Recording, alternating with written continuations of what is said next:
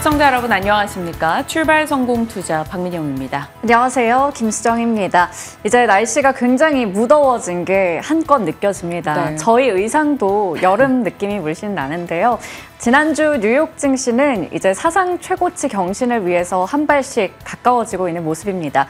우선은 다우 지수가 8거래일 연속으로 올라갔다라는 게 눈에 띄었고요. 지수 자체는 금요일에 혼조로 마감이 됐습니다.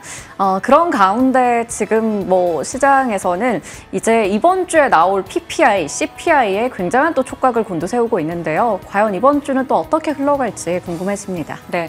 지표에 다시 민감도가 올라가고 있습니다. 그런 가운데 우리 주 중반에 또 휴장이 하나 자리하고 있죠. 어떤 전략을 세워야 될지 같이 고민해 가도록 하겠습니다. 지난 금요일장 복귀부터 시작해 보겠습니다. 그날은 어김없이 선물 이렇게 키워드를 뽑아봤는데 미국의 국채금리가 하락하면서 투자 심리가 회복됐고 미국의 10년물 국채금리가 떨어지면서 어김없이 외국인의 선물 매수가 유입됐습니다.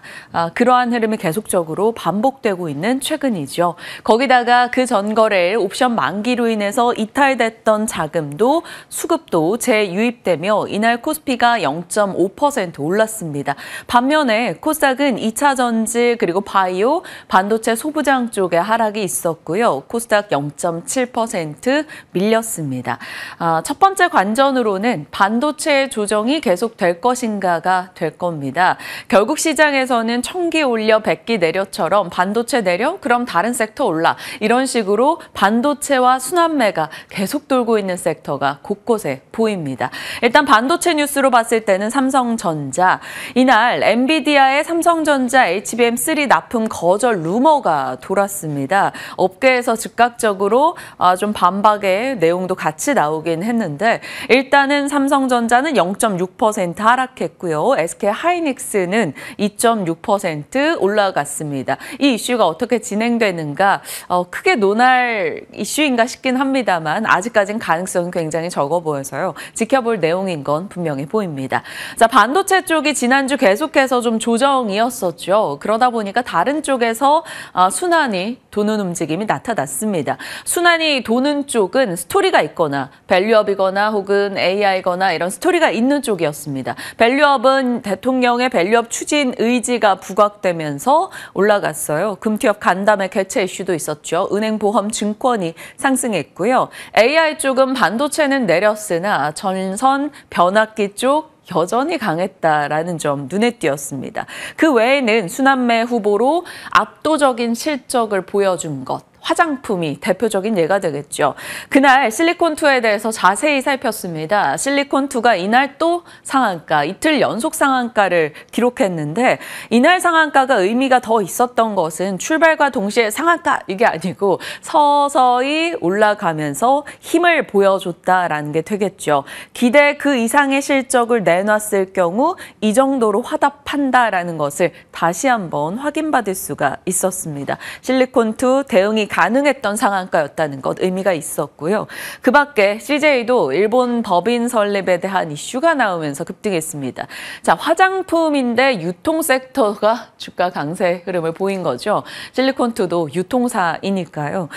그만큼 K-뷰티 플랫폼에 대한 관심도가 올라갔다 이렇게 볼 수 있겠습니다. 한국콜마나 아이패밀리 SC, 제이준 코스메틱 등등의 종목들 이날 강세 흐름을 나타냈고요.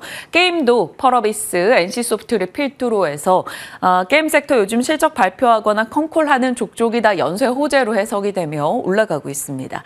그 밖에 전선, 변압기, 음식료, 엔터, 해운, 로봇 등이 강세 흐름을 나타냈죠. 게임 같은 경우는 이 3번에 해당할 수 있죠. 낮아진 기대치가 너무 없었기 때문에 조금이라도 생각보다 좋네라는 것에 모두들 반응을 하고 있는 분위기입니다. 하나씩 섹터로 들어가 볼게요. 자, 반도체 쪽이 지난주 조정을 좀 맞았죠. 코스닥 같은 경우 반도체 업종 지수가 금요일에만 3% 정도 빠졌습니다. 그러면 누가 팔았는가 살펴봤을 때 이날 반도체 매도로 대응한 것은 기관이었습니다. 자, 그럼 기관이 반도체를 팔고 뭘 샀을까? 코스닥 내에서 수급을 추적을 해봤습니다. 유통과 제약, 화장품, 이쪽으로 자금 유입이 있었고요. 엔터도 샀습니다. 엔터는 SMCNC와 같은 개별 이슈가 있는 쪽에 들어간 거고 유통과 화학이라고 하면 화장품이 될 거예요. 유통 같은 경우는 실리콘2가 들어가 있기 때문입니다. 그래서 이날 기관이 많이 샀던 종목군들을 줄 세워 봤더니 화장품이 곳곳에서 보였어요. 실리콘2, 본느, VT, J2K 바이오 이것은 화학 섹터인데 원료입니다. 화장품 원료 회사여서 이쪽으로 수급 유입이 눈에 띄었습니다. 화장품을 사기 위해서 결국 반도체를 팔았던 것인가? 기관 수급에 대해서 한번 의문을 던져보게 되는 거고요. 미용기기나 게임, 엔터, 우주로봇, 그리고 반도체 이런 소재 쪽 수출 데이터가 잘 나오고 있는 재룡전기나 TNL 쪽으로 기관 수급이 조금 유입됐다라는 것을 확인할 수가 있었습니다. 자, 그렇다면 반도체 업황에 문제가 있는 것인가? 그것은 아니었습니다. 반도체 쪽 실적이 나빠지고 있는 것인가? 오히려 좋아지고 있는 것이었죠. 그러면 결국 반도체가 조정을 받았던 것은 수급 논리에 의해서 기관이 이것을 사기 위해서 저것을 비우는 과정이었다라고 희망 회로를 돌려보죠. 그러면 반도체 쪽에 대한 지금의 대응을 어떻게 해야 될 것인가 한 번 더 고민하게 될 것 같고요. 또 이렇게 반도체와 다른 섹터가 순환을 보여주고 시속 게임을 보여주고 있는데 다른 섹터가 그 반도체 자리를 지금 메꿀 수 있을 것인가?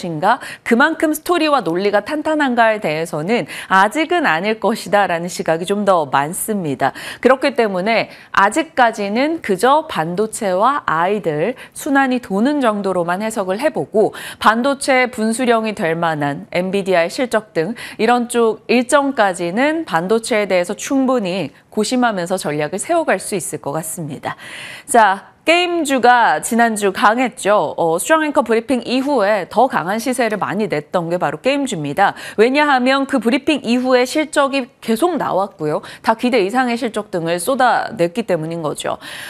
그리고 목요일에 저희 시간에 이제 임성우 부장이 한손엔 크래프톤, 한손엔 NC소프트를 쥐어야 한다라고 이야기를 했었죠. 왜냐하면 금요일에 NC가 무언가를 발표할 것이라는 기대, 그리고 굉장히 떨어져 있는 기대치가 이 종목을 올릴 수 있을 것이다 이런 얘기를 했었었는데 실제로 금요일 날 강하게 NC소프트가 반응을 했습니다. NC소프트 이날 주가 보시면 10% 이상 급등 흐름이 나왔고요. 20만 4천 원권까지 올라가기도 했습니다. 실적은 부진했어요. 예상했던 대로입니다. 다만 자사주 매입 소식이 있었고요. 세계적 콘솔 플랫폼 회사와 협업을 할 것이다 라는 이야기까지 컨콜에서 나오면서 주가 급등이 있었습니다. 펄어비스 이날 흑자였죠. 영업이익이 예상보다 훨씬 좋았습니다. 그래서 11%. 펄어비스가 더 강했던 것은 붉은 사막에 대한 기대감, 2024 게임스컴에서 공개할 것이라는 기대감이 있었고요. 넷마블도 하이브의 지분 추가 매각과 흑자 전환 이슈로 인해서 7% 급등했고요. 데브시스터즈도 호실적이었는데 중국 쿠키런 킹덤 이슈가 있었습니다. 그리고 비용 관리가 좀 잘 됐다라는 점에서 급등. 그 밖에는 위메이드, 카카오게임즈, W게임즈 다 올랐는데 크래프톤 같은 경우는 실적이 굉장히 좋았음에도 불구하고 먼저 올랐었기 때문에 오히려 다른 종목으로 관심을 좀 빼앗겨버린 느낌이 짙었습니다. 네오위즈도 장중엔 6% 급등이었는데 결국 종가로는 2% 하락 마감을 보였죠. 게임 섹터 내에서도 종목별 분위기는 사뭇 다르다라는 것이고요. KB에서는 NC와 펄어비스에 대해서 홀드에서 투자 의견을 바이로 바꿨고요. 목표가를 각각 올려잡기도 했습니다. 가장 많은 고초를 겪었던 두 기업에 대해서 조금은 나아질 수 있을까에 대한 희망 회로가 돌아간 거죠. 그리고 설마 여기서 더 빠지겠어? 라는 심리도 좀 작용을 하고 있습니다. 결국 게임 섹터는 어닝 서프라이즈, 그리고 워낙 낮아진 기대치, 그리고 수급 빈집이었다라는 점, 고초를 겪는 시간 동안 인건비 등의 여러 비용 효율화를 가능했다라는 점이 확인되면서 주가가 올라갔고요. 아마 이것이 단발적으로 끝이 날지 아니면 연속성을 띠게 될지 이제 방향을 가르는 것은 신작의 흥행일 겁니다. 그 신작 기대가 있는 쪽으로 압축을 좀 해야 될지 같이 고민해 볼 필요 있어서 잠시 후에 전략 챙겨보겠습니다. 자, 기대치가 낮은 건 엔터도 마찬가지입니다. 엔터 같은 경우도 좋지 못한 흐름을 계속 보여주고 있죠. 올해 들어서도 여러 가지 노이즈 속에 주가는 떨어집니다. 하이브, JYP, SL, YG엔터 모두 다 올해 상승률 하락권에 들어가 있고요. 지난 금요일에 각 실적을 내놓은 두 업체입니다. YG엔터나 JYP엔터 모두 그렇게 좋지 못한 실적을 발표했습니다. 공통된 궤는 블랙핑크 활동 부재라던가 혹은 일본 투어 이연이라던가 기대했던 요소들이나 아티스트가 좀 부재했다, 뭐 이연됐다 이런 내용이 좀 많았다라는 것을 확인할 수 있습니다. 자, 그럼 게임 같은 경우는 굉장히 낮아진 기대치에서 그것보다 조금 좋아져서 이렇게 반등하는 모습이 나타났는데 엔터도 그 희망회로를 돌려볼 수 있을까요? 주가는 부진합니다. 뭐 희망회로 돌려본다면 부담이 없다로 받아들일 수 있고요. 또 아티스트가 지금 부재합니다. 희망회로를 돌려본다면 하반기에 컴백하거나 신인 데뷔 일정도 있겠죠. 그리고 연말은 콘서트도 기다리고 있습니다. 다만 증권사 곳곳에서는 목표가를 좀 낮추는 모습도 같이 추가되고 있어서 어찌 될지 봐야 될 것 같습니다. 엔터는 상저하고가 될지 아니면 상저하저 1년 내내 별 볼 일 없을지 고민이 되는 시점인데요. 잠시 후에 게임과 엔터 전략 챙겨가겠습니다. 자, 명확한 실적 장세임을 보여줍니다. 지역 난방공사가 5% 급등하네요. 흑자 전환 지난 금요일이었고요. 한국전력은 실적 발표에 대한 기대감 속에 막 올라가고 있다가 3개분기 연속해서 흑자를 냈는데 예상보다는 좀 부진했고요. 흑자라는 것은 전기요금 인상 명분을 좀 낮추는 게 아니냐 이런 지적이 있었습니다. 그러면서 결국에는 5% 하락으로 거래를 마쳤네요. 다만 목표가를 낮추는 증권가도 있었으나 대신에서는 요금 인상 기대에 하반기에 있다. 그리고 이미 뭐 예상보다 부진한 실적은 주가에 금요일 날 반영이 됐다라고 얘기하고 있습니다. 목표가 3만 원을 내놓은 상황이고요. 또 실적 내놨던 건설 자재 쪽에 한샘과 현대 리바트입니다. 이날 나란히 같이 8% 급등했어요. 1분기 흑자 전환 각각의 이슈가 있었고요. 현대 리바트는 매출액 기준으로 가구업계 1위를 기록했다고 합니다. 한샘을 제치고 올라가게 된 거죠. 시간 외로 봤을 때는 원택이 가장 눈에 띄었습니다. 시간의 하한가 기록했죠. 어닝 쇼크, 컨센 대비 50% 하회하는 실적을 내놓으면서 주가 시간의 급락이 나왔어요. 전반적으로 미용기기 수출 데이터가 좋게 잡히고 있던 가운데 원택은 다른 종목 대비 주가 좀 아쉽다라는 지적이 많았었거든요. 결국에는 실적을 열어보니 그 맥락이 조금 이해가 갔었습니다. 과연 오늘장 어느 정도 충격을 받을지 좀 봐야 되고요. GNC 에너지가 시간에 3% 올랐는데 나름 괜찮은 실적이었고요. 이 종목을 들여다보니 이 내용이 하나 눈에 띕니다. GNC 에너지가 지분 50% 이상을 갖고 있는 성문 그린 에너지. 이 업체가 순이익률이 21%로 굉장히 GNC 에너지 실적 호조에 큰 기여를 했습니다. 그러면 이 성문 그린 에너지가 무슨 일을 하는가 살펴봤더니 SOFC 사업을 하고 있었습니다. 이 SOFC는 지난주에 한 2번 정도 5월 8일, 5월 9일을 통해서 살짝 말씀을 드렸던 내용인데요. 바로 AI 전력 쪽과 연결이 가능합니다. 박앵커의 연결고리로 넣어봤어요. 결국 AI 전력의 확장이 일어나고 있다는 건데요. AI와 데이터 센터, 그 다음에는 운반 쪽에 변압기 송배전 구리, 그리고 조달하는 쪽에 신재생 에너지 원전이었다가 지난주부터 가스가 계속해서 거론이 되죠. AI를 돌리기 위해서는 천연가스 없이 불가능하다라는 미국 최대 천연가스 업체 CEO 발언까지도 있었습니다. 거기서 같이 소개를 해드렸던 게 바로 SOFC인데요. 고체 산화물 연료전지입니다. 생소하죠? 그렇다는 것은 새로운 테마가 등장했다라는 게 되겠습니다. 수소나 알코올, 천연가스 등의 연료를 즉시 전기로 변환하는 장치를 연료전지라고 합니다. 이것은 배터리입니다. 그렇기 때문에 전해액 등이 계속 들어가게 되는데 이 전해액을 세라믹으로 대체한 것을 고체 산화물 연료전지, SOFC라고 합니다. 그 즉각적으로 전기로 전환이 가능하다라는 점에서 AI 칩 혁신 속도를 고려했을 때 빠른 전력에 지금 막 모두들 동동거리고 있는 상황에서 이 온사이트 전력에 대한 관심이 올라가고요. 그중에 하나로 SOFC를 볼 수 있는 겁니다. 지난주 말씀드렸던 종목들은 한선엔지나 미코 등이었었는데 SOFC 종목들도 찾아보니까 몇 종목 더 있었습니다. 앞서 봤던 GNC 에너지도 들어가고요. 한선에너지, LTC, 두산퓨얼셀, 미코, 아모센스, 경동나비엔 등 SOFC 관련주로 일단 정리를 했습니다. 엄청난 강한 시세를 끌지 않을지 모르겠지만 새로운 것이 등장했기 때문에 일단은 체크하고 지나가겠습니다. 뉴욕으로 가볼게요. 이날 연준의 위원들의 발언이 굉장히 많았습니다. 미셸 보우만 연준 이사, 점도표에 올해 인하 적어내지 않았다. 올해 인하 전망 안 한다라는 거고요. 닐 카시카리, 추가 인상 기준 높은데 추가 인상 배제 못한다라고 합니다. 로리 로건, 댈러스 연은 총재도 인하하기엔 너무 이르다. 오스탄 굴스비, 시카고 쪽이죠. 금리 인상 완전히 배제하지 않았다. 라파엘 보스틱 애틀랜타 연은 총재도 인플레이션 하락에 시간이 걸릴 것이다. 그러나 여기서는 일부 조금 비둘기파적인 목소리를 내기도 했습니다. 전체적인 뉘앙스는 이쯤 되면 정말 매서식지가 따로 없다라는 느낌을 줬고요. 매파적 발언이 쏟아진 거죠. 그러면서 10년물, 2년물, 30년물 국채금리가 이날 올랐습니다.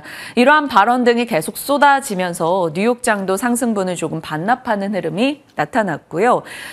전반적으로는 CPI 이번 주 후반에 발표될 데이터를 앞두고 관망세가 조금 짙었습니다. 그래서 신중한 흐름으로 혼조마감을 나타냈고요. 나스닥은 떨어졌고 다우와 S&P 500은 소폭 올랐죠.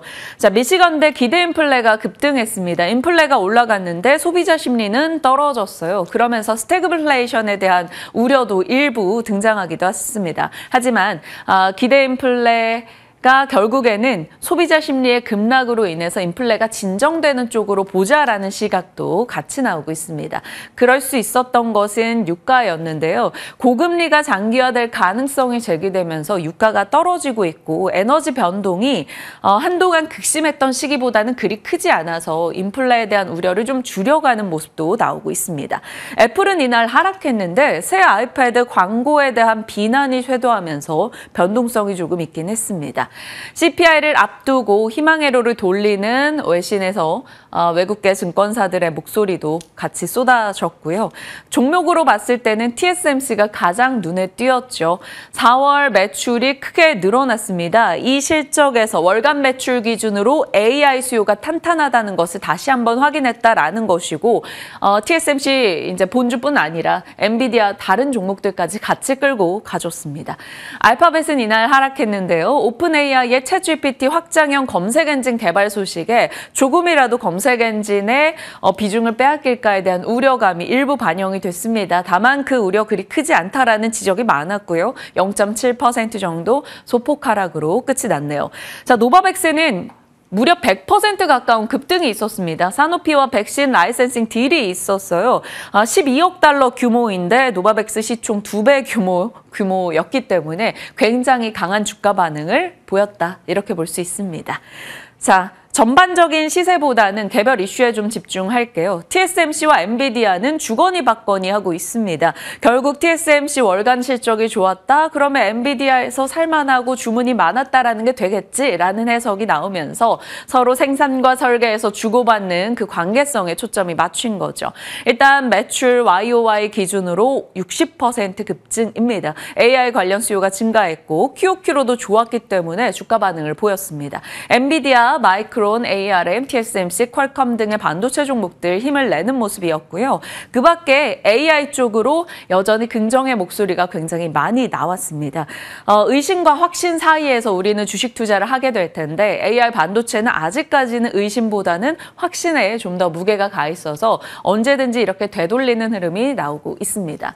다만 요즘에 반도체에 대한 의심도 많아지고 있다 보니까 좀 확인하고 갈 상황들은 있죠. 엔비디아의 22일 실적 꼭 체크하면서 밸류 부담을 털어내게 될 것인지 지켜봐야겠습니다.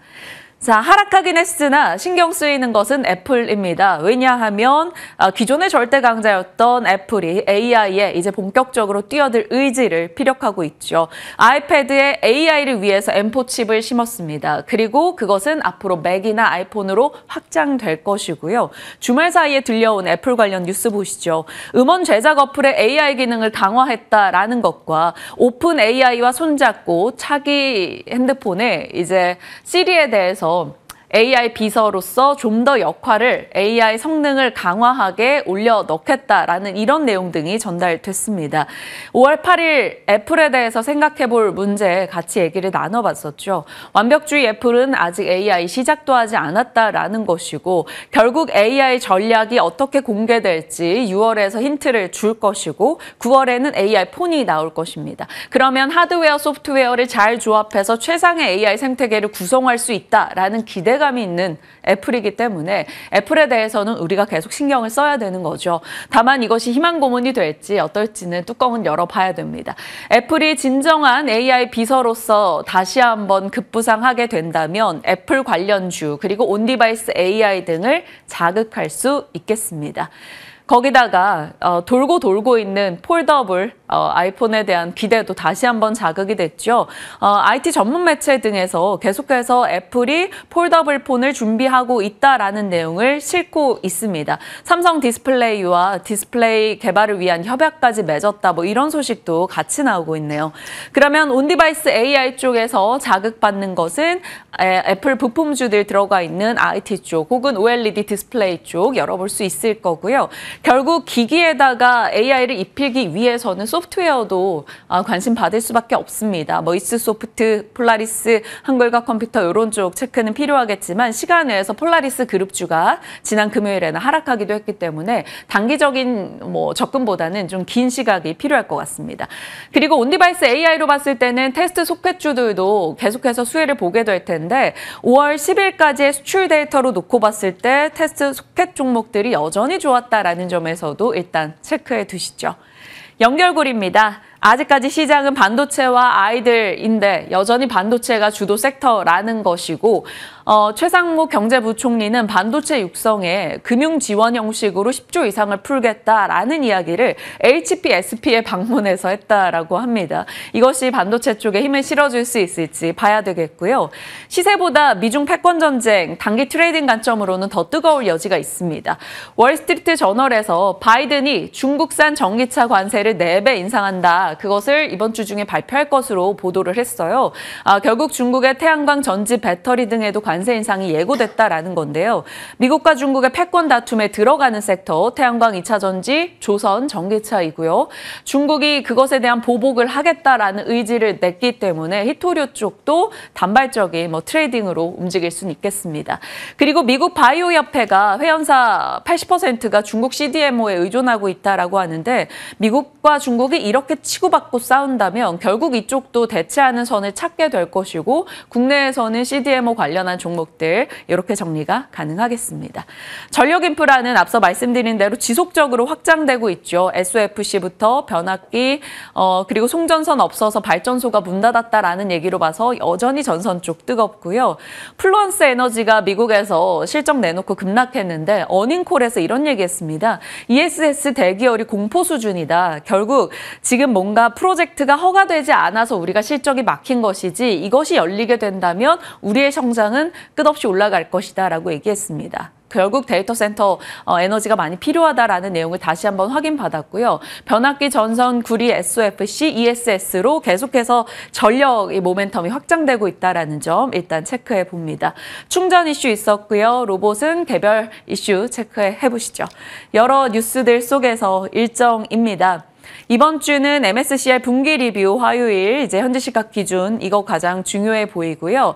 그리고 바이든의 이런 관세 부과 일정 있고 우리 수요일 지나고니까 목요일에 저희 이 소식 전해드리겠네요. CPI 대기하고 있습니다. 그 밖에 미국의 소비 관련한 기업들 그리고 중국의 경제 지표 어떻게 실적과 데이터가 나오는지 꼭 점검해 보시길 바랍니다.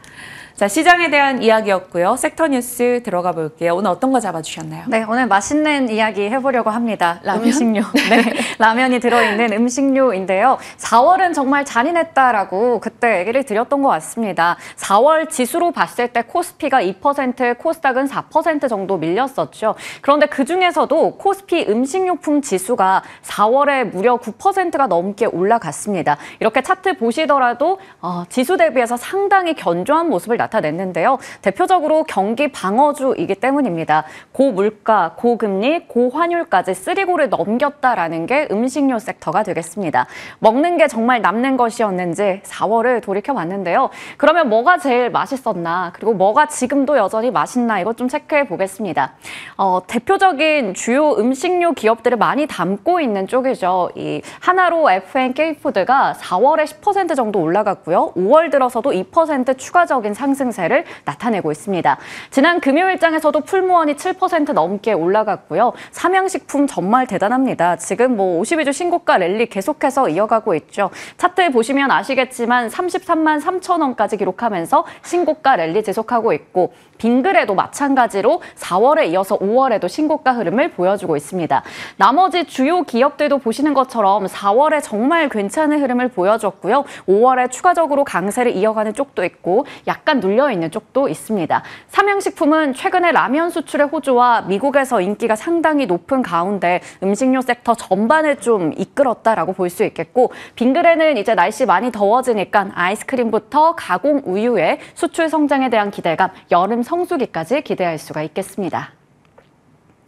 자, 공통점이라고 하면 앞서 언급드렸지만 지금 같은 고환율 국면에서 수출이 많이 늘어나고 있고 호실적에 대한 기대감이 있는 쪽이 되겠죠. 최근에 원재료 부담이 많이 완화됐다라는 것도 긍정적으로 해석할 수가 있겠습니다. KRX 300 필수 소비재 그리고 필수 소비재 섹터 자체도 4월 한 달로 놓고 봤을 때 10% 내외의 상승률을 나타내면서 이 업종 내에서 굉장히 강한 모습을 보여줬는데요. 증권가에서는 5월에도 이러한 흐름이 지속될 거다라고 얘기를 합니다. 그런데 다만 우리가 좀 우려가 되는 것은 실적 발표와 함께 일부 차익 실현 물량이 나올 수도 있다라는 건 염두에 둬야겠습니다. 여전히 섹터 밸류가 매력적이지만 1분기 실적 발표에 따라서 이제 업종의 이익이 상향될 수 있다라는 기대도 있고 잘 나왔으니까 이제 차익 실현해야 된다라는 부분도 있으니까 이 부분 체크할 필요가 있어 보이고요. 키움증권에서는 소비 경기 둔화 민감도와 글로벌 성장세 등에 따라서 또 업체별로 우리가 좀 다르게 봐야 된다라는 이야기합니다. 내식 수요 호조 수혜 기대되는 쪽이나 아니면 글로벌 판매량 성장률이 높은 업체를 중심으로 해서 비중 확대를 하는 게 좋겠다라는 의견을 내고 있었습니다. 대신증권에서 음식료 업종의 투자 매력도를 결정하는 주요 변수에 대해서 꼽았던 부분 4월 30일 브리핑 통해서 전해드렸는데요. 대표적인 게 C와 P겠죠. 비용과 가격이 되겠습니다. 이건 업종 전반에 사실 작용하는 변수입니다. 음식료뿐만 아니라요. 원재료 부담이 어느 정도 완화되는 구간에 들어섰고 작년부터 주요 곡물 가격이 하향 안정화되고 있습니다. 환율은 여전히 좀 체크해봐야 되는 변수가 될 것 같고요. 가격 같은 경우에는 선별적으로 가격 인상의 가능성이 있긴 한데 정부에서는 또 물가를 안정화시키려는 노력을 하고 있기 때문에 이러한 뉴스들 같이 좀 볼 필요는 있어 보입니다. 자, C와 P가 있었다면 이번에는 Q, 판매량이 될 텐데요. 이 판매량은 업종 안에서도 차별화를 이끌 수 있는 변수가 되겠습니다. 국내외에서 판매량 늘리고 있는 기업들 투자 매력도가 더 높다라고 볼 수가 있겠고요. 지금 워낙에 외식 물가가 많이 오르다 보니까 밖에서 사 먹는 게 상당히 부담이 됩니다. 그래서 내식 수요가 늘어날 것으로 예상이 되고 있고 올해는 확실히 식품의 판매량도 회복될 것으로 전망됩니다. 가공식품의 수출액 성장은 지속되고 있죠. 대표적인 식품이 바로 라면이 될 텐데요. 1분기에 한국의 라면 수출이 크게 늘어났고 미국에서 수요 견조하고 유럽이나 동남아 같은 지역 다변화가 계속해서 작용하고 있습니다. 그중에서도 최근에는 중장기 성장 모멘텀으로 할랄 시장 주목하자라는 건데 인도네시아부터 중동 지역까지 이쪽도 라면에 대한 관심이 상당하거든요. 새로운 뭔가 판로를 개척할 수 있는 쪽으로 보시면 좋을 것 같습니다. 영원한 저의 최애 불닭입니다. 이 많은 제품들을 선물로 받는다면 참 기분이 좋을 것 같은데요. 불닭 볶음면의 품귀 현상은 여러 차례 얘기를 드렸어요. 미국에서는 정말 구하기 힘들다라는 게 뉴욕타임즈 통해서 전해지기도 했었죠. 삼양식품이 결국에는 이를 냈습니다. 30년 만에 농심을 제치고 라면주 중에서 대장주가 된 건데요. 지금 보시는 것처럼 농심은 한 1년 동안 거의 주가가 제자리 걸음을 했죠.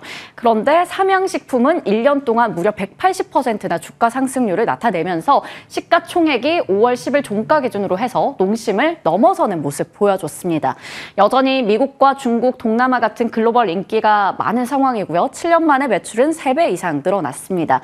이외에도 인도네시아, 중동 수출국과 제품군을 확대하고 있는 상황. 올해도 수출 비중이 70% 넘어설 거다라는 이야기 나오고 있습니다. 거기다가 사상 최대 실적에 대한 기대감도 있는데요. 밀양의 새 공장을 2022년에 준공하면서 이 높은 수요에 대응을 잘 했었고 내년 상반기에 이 공장이 완공된다면 이익은 더 크게 늘어날 거다라는 게 증권가의 이야기입니다.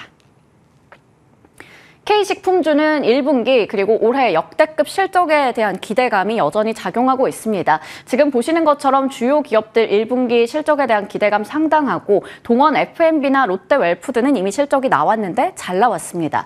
올해도 마찬가지로 좋을 거다라는 전망이 굉장히 우세하죠. 삼양식품이나 오뚜기 매출에 사상 최대 기록할 거다라는 이야기 나오고 있습니다.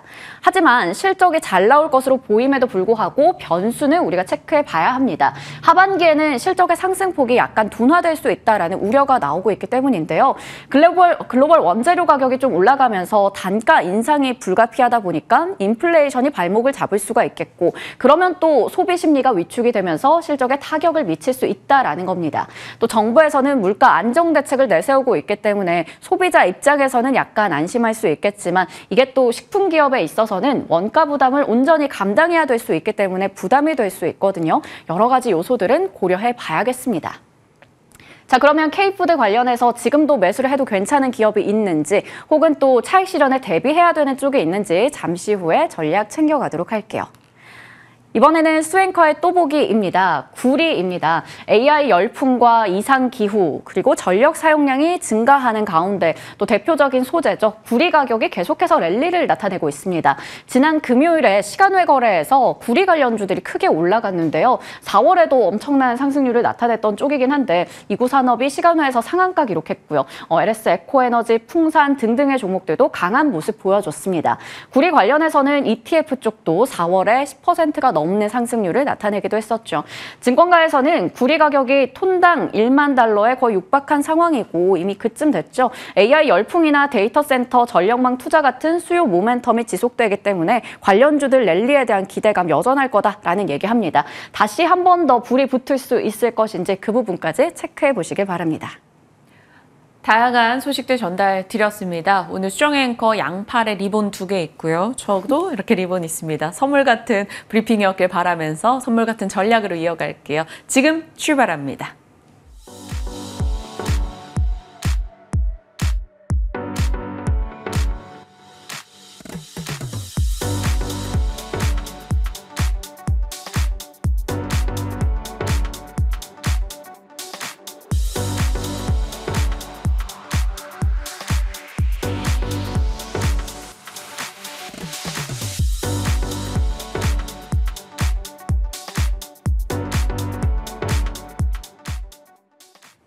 한 주 시작하는 월요일 전략 챙겨가겠습니다. 길거운 대표님과 함께합니다. 어서 오세요. 안녕하십니까? 네, 안녕하십니까. 항상 저희 투자뉴스 7의 근육맨으로 이렇게 애칭이 생겼는데 오늘도 근육에 부합하는 힘 주시길 바라면서 시장 전략 먼저 여쭤볼게요. 지난주 네. 반도체 조정 그리고 화장품 등의 곳곳에 잘 나가는 섹터들도 꽤 많았습니다. 물론 금요일 시간에서 화장품 일부는 하락했는데 시장 어떻게 보십니까? 좀 부담되는 애들은 조금 차익 실현 나왔다라고 생각하시면 될 것 같고 앞에서도 이제 앵커님들이 게임주 얘기하셨잖아요. 네. 그러니까 조금 밑에 있었는데 의외로 실적 괜찮았어 라는 애들은 또 잘 가고 뭐 이런 흐름들이 한동안은 조금 유지되지 않을까라고 예상이 되고 있고 뭐 그렇다라고 하면 앞으로 또 어느 정도 오르면 차익 실현되고 또 눈을 돌리고 이건 무조건 반복이 될 거거든요. 그러면 그 다음 타자는 누굴 거냐? 그다음에 지금 가는 애가 있는데 차익 실현 나오기까지 아직 올라갈 볼륨이 더 남았냐 안 남았냐 이런 고민들을 해봐야 되는 시기지 않나 싶습니다. 그러면 아직까지 볼륨이 남았나 안 남았나 그게 제일 고민되는 섹터 중 하나가 반도체예요. 네. 반도체에 대해서는 어떻게 보시는지 지금 정부에서는 10조 풀어서 금융지원 하겠다라는 뉴스 있었고 엔비디아도 TSMC랑 같이 반등했습니다. 이번 주는 좀 회복 가능할까요? 반도체는 저는 이제 항상 얘기하는 게 너무 단기적으로만 보지는 않으셨으면 좋겠어요. 왜 그러냐? 반도체 같은 경우에는 사실은 이게 주기가 있다라고 얘기를 하잖아요. 근데 주기가 절대 짧지 않습니다. 테마로 그렇게 크게 움직이지는 않는 거거든요. 불과 이제 작년 초반까지만 해도 이제 우리가 일반적으로는 그 AI를 테마성으로 사실은 조금 보기는 했었지만 실적에 찍히는 걸 보시면은 이게 테마성이 아니구나라는 게 보일 거고 최근에 엔비디아에 관련해서 또 목표가 또 올렸잖아요. 올리는 이유들을 보신다라고 하면 이 AI에 대한 수요가 어마어마하구나라는 관점을 보시면 좋을 것 같고, 근데 다만 이제 AI로 통해서 파생되는 것들이 굉장히 많아지고 있고요. 그 안에서 순환매가 조금 돌고 있다라는 거. 근데 이게 전력까지도 지금 갔죠. 근데 이게 어느 정도가 되면 또 다시 돌아올 수밖에 없고요. 그다음에 저희가 이제 조금 기대를 해야 되는 거는 반도체에는 HBM만 있는 건 아닙니다. 네, 하반기가 되면은 사실은 전통 디램과 낸드 최근 들어서 굉장히 흐름 좋거든요. 그래서 관련된 소부장들도 꾸준하게 돌 수 있으니까 반도체는 짧게 보지 말고 길게 보자. 라는 관점으로 생각하시면 될 것 같습니다. 네, 그래서 사실 업황이 무너졌나 혹은 실적이 무너졌나 했을 때는 아직은 아닙니다. 그렇기 때문에 어느 정도 올라온 것에 대한 부담을 느끼지만 이것은 활용의 기회로 봐야 될 것 같고요. 아직까지는 수급 논리로 인한 흐름이었다. 이 정도로 보겠습니다. 정말 급변하는 불안이 감지될 경우는 저희 시간 통해서 같이 체크하죠. 자, 그러면 그 반도체가 약간의 그 숨고르기를 하는 동안 치고 나오는 섹터들에 대해서도 살펴봐야 될 텐데 저희 지난주 화장품은 정말 많이 해서 일단 게임으로 갈게요. 네. 게임 내에서도 어찌 보면 숨고르는 크래프톤과 치고 나오는 NC소프트 이렇게 나눠볼 수 있을 것 같은데 어떻게 보십니까? 기본은 이건 것 같아요. 예상치보다 대부분 게임주들이 잘 나왔습니다. 네. 그래서 어느 정도는 이제 주가는 최근 들어서 좋은 흐름을 나타내고 있고, 그러면 이제 이 다음이 뭐냐인데 결론은 게임주들에서 흥행의 매출을 좌지우지하는 건 신작, 구작. 네, 근데 이제 구작이 잘 되는 친구들 같은 경우에는 상관이 없지만 구작이 최근 들어서 특히 이제 리니지가 게임 시장에서는 절대 강자였습니다. 네. 근데 이제 리니지에 대한 흥행도 과거에 비해서는 많이 떨어졌거든요. 그러면 게임주 쪽에서는 신작이 얼마나 잘 팔리느냐가 굉장히 중요하다라는 게 최근 들어서 매출을 조금 움직이는 거다라는 것들은 조금 보이실 거예요. 그렇다라고 하면 신작이 얼마나 잘 팔리는 기업들이 뭐 있냐? 라는 것들을 좀 중점적으로 보시는 게 좋을 것 같고, 최근에 게임주 쪽에서 괜찮은 것들은 이번에 실적이 잘 나온 이유는 심플하게 생각하시면 하나입니다. 인건비가 많이 줄었습니다. 왜 그러냐? 사실 게임 개발자들에 대한 몸값이 어마어마하게 올랐습니다. 이게 오르다 보니까 장사가 잘 돼도 사실은 나가는 것들이 굉장히 많거든요. 근데 최근 들어서 게임 쪽에 대한 것들을 보면요, 인건비가 거의 동결이라고 생각하시면 될 것 같고, 지금 공고사직 얘기들 나오는 기업들도 굉장히 많거든요. 그러면 이게 단기적으로는 끝나지는 않을 겁니다. 그렇다라고 하면은 이것들이 또 근데 괜찮을까라고 생각하실 수도 있는데 AI 때문에 또 괜찮아요. 비용 절감. 비용 절감이 효과가 저는 조금 길게 나타날 수도 있을 거라고 보고 있어서 게임주들도 옥석 한번 잘 가려보시면 볼 거 아직도 많습니다. 탑픽은요? 저는 넷마블 괜찮게 봅니다. 왜냐하면 최근 들어서 상반기, 하반기 때 올해만 들어서 거의 한 7종 정도 신작 계속 나오고 있고요. 근데 그 신작들이 기대감들도 좋고 실적도 현재 좋습니다. 넷마블. 잠시 후에 이제 픽으로 주실 예정이었는데 제가 또 눈치 없이 질문을 드렸어요. 그럼 한 김에 해보죠. 넷마블의 가장 큰 포인트는? 지금 얼마 전에 그 나온랩 어라이즈. 그 나온랩이라는 거 제가 그 얘기를 많이 들었어요, 옛날에 앱툰. 그래서 심지어 제가 가서 봤습니다.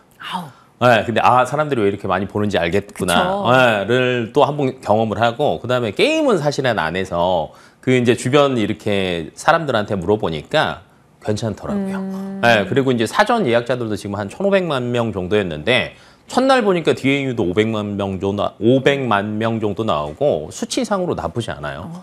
근데 이게 여기서 끝나는 게 아니라 사실은 지금 이번 달에 또 예정되어 있는 거 있고요. 6월 달 해서 하반기 신작 기대감 또 4개 또 남아있다 보니까 2분기, 3분기 넘어가면서도 실적이 가장 서프라이즈하게 나올 만한 게임주가 뭐가 있을까라고 따져본다라고 하면 저는 탑픽은 넷마블일 것 같습니다. 넷마블 좋습니다. 어느 정도 가격 보세요?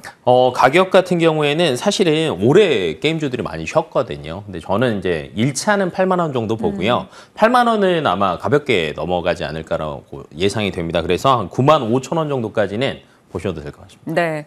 하이브 지분도 팔고 있고 뭐 돈도 좀 확보하고 있는 네. 데다가 말씀 주신 모멘텀 등도 있기 때문에 일단 가볍게 8만 원 그리고 그 이후 9만 5천 원 얘기 주셨는데 넷마블 저희도 같이 지켜보겠습니다. 자, 엔터도 일부에서 기대를 갖고 있어요. 근데 JYP 엔터나 YG 엔터 실적 보면 별로긴 한데 네. 워낙 기대치가 없던 쪽이 올라오는 분위기다 보니까 엔터도 혹시나 하는 기대는 있는데 여기는 혹시나 동의하시나요? 아니면 엔터는 저는 사실은 조금 기다리시는 게 좋을 것 좀 더 같아요. 기다려보자. 뭐 이제 분기적으로 저희가 생각을 해봐야 되는데 원래 2분기 때 엔터가 조금 살아나는 경향이 있어요. 왜냐하면 1분기 때 실적이 원래 너무 안 좋습니다. 네, 그러다 보니까 기저 효과도 있고 2분기 때부터 살아나는 패턴이 있는데 올해는 7월에 올림픽이 예정되어 있다 보니까 지금 2분기, 3분기 때 원래 신인 그룹들이 가장 많이 네. 나오거든요. 그다음에 원래 이제 기존 뭐 그룹들 같은 경우도 컴백 많이 하는데 이게 아마 올림픽 뒤로 다 밀릴 거. 거예요. 그렇다라고 하면 굳이 먼저 그렇게 빨리 들어갈 필요는 없다라는 관점 생각하시면 될 것 같고 그다음에 엔터 쪽에서 포인트는 이겁니다. 과거에는 신인 그룹들이 나오면 그렇게 인기가 별로 없었어요. 한 10개 정도 나오면 한두 개 정도 잘 되는 요즘엔 굉장히 빨리 궤도에 오르잖아요. 맞습니다. 요즘에는요 나오자마자 거의 이제 앨범 사는 것들도요 신인 그룹들끼리 싸움이 붙더라고요. 그래서 신인 그룹들이 나오면은 이게 초동에서 얼마나 많이 팔리느냐. 그래서 그런 그룹들을 얼마나 많이 가지고 있는 기업이냐에 따라서 좀 판가름이 갈릴 수 있으니까 관전 포인트로 보시면 될 것 같습니다. 네, 그러면 지금 엔터는 일단 기다려보자라는 것이고 엔터에 관심을 두게 된다면 어느 쪽을 제일 좋게 보시는지 종목명으로 답변 주세요. SM이 조금 나아 보여요. 왜냐하면 SM 같은 경우가 지금 이제 신인 걸그룹도 예정되어 있고 지금 이제 뭐 프로젝트 해가지고 또 하나 예정하고 있는 게 있다 보니까 그 수혜를 조금 안전하게 받을 수 있지 않냐. 왜냐하면 뭐 하이브는 좀 시끄럽고 딴 데는 조금 실적이 안 나오고 그래서 SM 또 한동안 또 많이 쉬었고 네. 이 3박자가 좀 맞아 떨어지다 보니까 SM 좋게 보고 있습니다. 좋습니다. 네. 깔끔하게 정리하고 이제 다음 섹터 가겠습니다. 앞서 수정 앵커 얘기해 줬었어요. 이 삼양식품에 대해서 굉장히 많은 브리핑을 했었고 삼양식품은 잘 나갔고 결국 이제 농심을 엎어버리고 1위로 네. 올라서게 됐습니다. 음식료 sek터 내에서는 탑픽 어디로 보시는지요? 최근에 라면 쪽이 좋기는 해요. 그다음에 이제 실적 대장주로 본다라고 하면 CJ 제일제당도 너무 좋고요. 근데 이제 사실 이제 고민거리는 이거죠. 또 꺾이는 거 아니냐. 라고 생각하실 수 있는데 그러면 그 다음 타자는 누가 있을까를 한번 고민해 보셔야 되는데 네. 사실 지금 실적들은 작년에 원재료 가격들이 많이 떨어지는 게 반영되는 시기입니다. 1분기, 2분기가 반영이 되는데 최근 들어서 지금 브라질 홍수 얘기도 나오고 맞아요. 왜냐면 브라질 같은 경우에는 대두 쪽은 전 세계 1위 생산하는 국가거든요. 그러다 보니까 안 좋은 거 아니야라고 생각할 수 있습니다. 그러면 원재료에 대한 부담, 환율에 대한 부담이 생각날 때 피해가는 식품이 하나 있습니다. 어디요? 빙그레.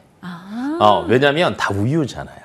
국내에 있는 걸로 대부분 커버가 됩니다. 그러니까 그런 얘기들에서 조금 벗어날 수 있고요. 앞에서 또 이제 수행커님이 얘기하셨는데 여름 특수도 있습니다. 그래서 플러스 알파로 보신다라고 하면 빙그레가 이제 다음 타자가 되지 않을까라고 예상하고 있습니다. 네. 뭐 라면 좋죠. 일본에서도 라면 기업들 실적 내놓고 상한가 가고 막 이럽니다. 라면 쪽이 분명히 좋기는 한데 이제 다음을 고민해 봤을 때는 상대적으로 조금 안전한 느낌이 있는 빙그레 얘기해 주셨어요. 저희 지켜가겠습니다.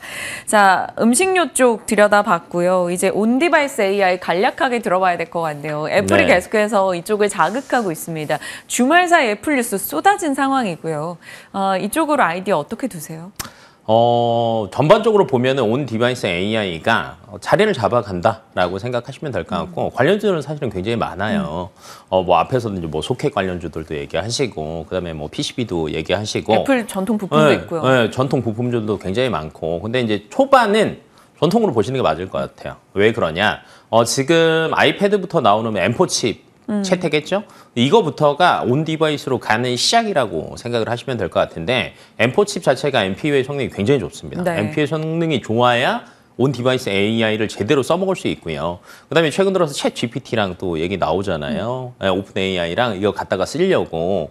그러면 시기상으로 딱 맞아떨어지는 게 웬만한 건 다 준비해서 6월 달에 터트리고 9월에 그다음에 딱 짠 내놓고. 짠 내놓고 그러면 시기상으로는 딱 맞거든요. 그러면 가장 먼저 수혜를 보는 건요. 애플의 전통적인 부품주라고 생각을 하시면 될 것 같고 사실은 이 흐름 자체가 그래도 3개월의 정도가 남았습니다. 주가에 반영되는 건 한 달 반 정도 예상하고 있는데 그러면 이 이슈 나오고 났으니까 아마 한 다음 주, 다다음 주까지는 움직이겠지만 그다음에 조금 쉴 거예요. 그러니까 지금 잡기는 조금 부담스러우실 수도 있습니다. 그렇다라고 하면 좀 쉴 때를 한번 노려보시면 저는 괜찮지 않을까. 그러면 전통 부품주의 탑픽은 무엇인지 그리고 반도체로 봤을 때 SK 하이닉스에 대해서도 의견 주신다고 들었어요. 네, LG 이노텍이 저는 이제 가장 큰 이노텍. 그래도 수혜를 보지 않을까라고 보고 있고 그다음에 SK 하이닉스가 이번에 HBM 쪽이 아니라 낸드 쪽에서도 이제 제품을 내놨는데 온 디바이스 전용 낸드 솔루션을 개발했습니다. 그래서 이게 여기에 장점은요. 앱 실행 시간이 거의 45% 정도 줄고요. 수명은 40% 늡니다. 그렇다라고 하면 야, 지금 SK 하이닉스가 제가 안 그래도 이 뉴스 기사 보고 야, 진짜 삼성을 잡으려고 정말 많은 준비를 했구나 하는 게 느껴지고요. 그다음에 온 디바이스가 애플까지 참전을 한다라고 하면 중국도 마찬가지고 다른 기업들도 정말 제품의 라인업 자체가 굉장히 많이 확대될 거예요. 네. 그러면 가장 안정적인 걸 갖다 써야 되는데 뭘 갖다 쓸 거냐? 저는 SK 하이닉스 거 갖다 쓸 수 있을 거라고 봅니다. 좋습니다. 온디바이스 AI에서도 파생되는 투자 아이디어 받아봤습니다. 약간 시장에서 한 발 살짝 물러나서 객관적인 시각으로 이렇게 정리 전략을 주셔서 좀 보탬이 되는 느낌입니다. 다만 앞으로 서실 때는 한 발짝 앞으로 나와 주셔야지. 네, 제가 좀 더 작아 보입니다.